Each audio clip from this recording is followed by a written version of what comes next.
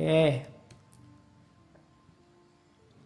Ini saya singgung sedikit, bagi yang tertarik bisa diteliti. Puncaknya self-actualizer itu ada namanya peak experience. Ranahnya adalah ranah spiritual. Peak experience ini atau pengalaman puncak ini, sama kalau di agama kalian menyebutnya kasyaf, ekstase.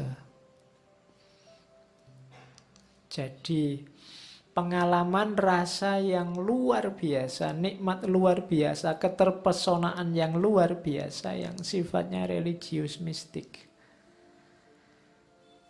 Jadi yang saking luar biasanya merasa dirinya ini sudah tidak penting lagi. Tergantikan oleh rasa nikmat, rasa keterpesonaan yang luar biasa. Jadi itu namanya peak experience, pengalaman puncak. Sifatnya ineffable, tidak terkatakan, noetik. Jadi noetik itu dari bahasa Yunani artinya intuitif. Tidak pakai akal, tidak pakai panca indera, pokoknya rasanya luar biasa. Dan transien. Transien itu ya tidak terus-terusan begitu. Kalau sudah jangka waktu tertentu, mungkin 10 menit, mungkin setengah jam, ya sudah kembali ke asal. Jangan dibayangkan orang ekstasi itu terus ekstase, terus ma'rifah, terus ya tidak. Sifatnya transien. Transien itu rasa bersatu dengan sesuatu yang luar biasa itu sementara. Ya nanti kembali lagi pasti dalam kesadarannya. Dan pasif. Pasif itu dia menerima saja pesona yang luar biasa itu. Nah, ini kalau dalam tasawuf ya saya bilang tadi kayak kasyaf, musyahadah. Bahasanya Maslow, peak experience. Itu jenjang tertinggi dari self-actualization. Ini boleh yang suka dengan kajian tasawuf, dengan kajian agama, boleh dijelajahi penjelasannya Maslow tentang peak experience. Jadi tidak cuma dalam tradisi sufi, ternyata dalam tradisi psikologi barat juga ada pandangan tentang pengalaman puncak. Kapan-kapan ya, ternyata sejak kemarin filosof-filosof ini punya pandangan yang luar biasa tentang agama-agama. Besok nanti kapan-kapan kita ada sesi psikologi agama. Oke. Nah, pada akhirnya kewajiban kita adalah aktualisasi diri. Menjadi diri yang sepenuhnya sekarang. I can feel guilty about the past, apprehensive about the future, but only in the present can I act. Mungkin aku merasa bersalah terhadap masa lalu, berharap pada masa depan. Tapi yang jelas, aku harus melakukan sesuatu sekarang.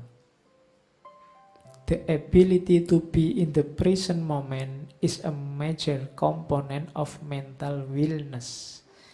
Kemampuan untuk hidup sekarang, saat ini, dan di sini adalah unsur paling utama kesehatan mentalmu.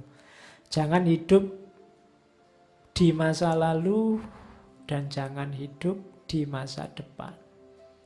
Berharap akan masa depan tidak masalah, kecewa terhadap masa lalu tidak masalah, tapi hiduplah di masa kini. Dari situ nanti titik awal kamu bisa jadi dirimu sepenuhnya. Kalau kamu masih terkungkung oleh masa lalu atau masih belum bangun oleh mimpimu akan masa depan, kamu belum bisa jadi dirimu sepenuhnya.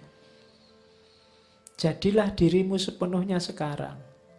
If you plan on being anything less than what you are capable of being, you will probably be unhappy all the days of your life. Kalau kamu merencanakan menjadi sesuatu yang kurang dari kemampuanmu yang sesungguhnya, engkau mungkin akan tidak bahagia sepanjang hidupmu. Kalau kamu bisa jadi orang besar, jangan bercita-cita jadi orang kecil. Dalam tanda petik ya. Kalau kamu sebenarnya mampu untuk lulus cum laude, kejarlah sampai cum laude. Kalau tidak, kamu akan kecewa sepanjang hidupmu. Kalau passionmu adalah seni, masuklah ke ranah seni, karena kalau tidak, kamu akan gelisah terus sepanjang hidupmu.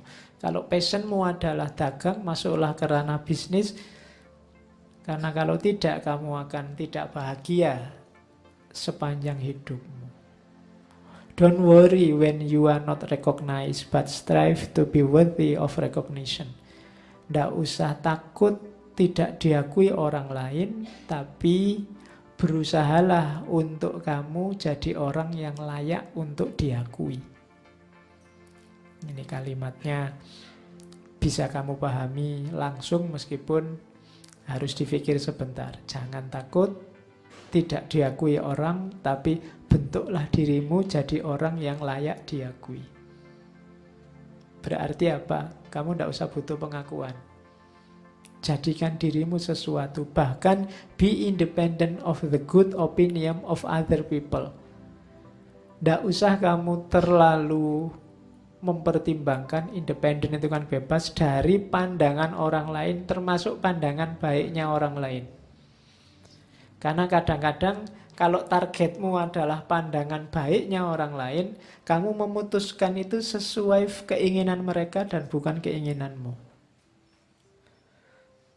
Jadi, wah, katanya temanku kalau pakai baju ini kelihatan ganteng ya, meskipun agak gatel-gatel gimana gitu. Misalnya, akhirnya kamu pakai terus sambil merasa gatel. Kenapa? Demi pandangan baiknya orang lain. Jadi justru kadang-kadang yang menjatuhkan kita itu bukan pandangan jeleknya orang. Kalau pandangan jeleknya orang kan menyikapinya gampang, tapi pandangan baiknya orang. Wah, kamu ini mahasiswa yang soleh. Begitu disebut gitu, wah kita terus gayanya kayak soleh tenanan. Padahal passionmu enggak gitu kan, kamu tersiksa sekali ya. Kemana-mana harus bergaya jadi orang soleh. Nah, itu yang sering menghambat aktualisasi diri. Terus, ya pilihanmu hanya dua. You can choose go back toward safety or forward toward growth. Jadi kamu bisa milih untuk mundur ke belakang atau maju ke depan, tumbuh, semakin berkembang, semakin sempurna, semakin sempurna. Kalau tidak, ya kamu akan setback kembali ke belakang, tidak jadi dirimu seutuhnya. Itu yang harus kita hati-hati.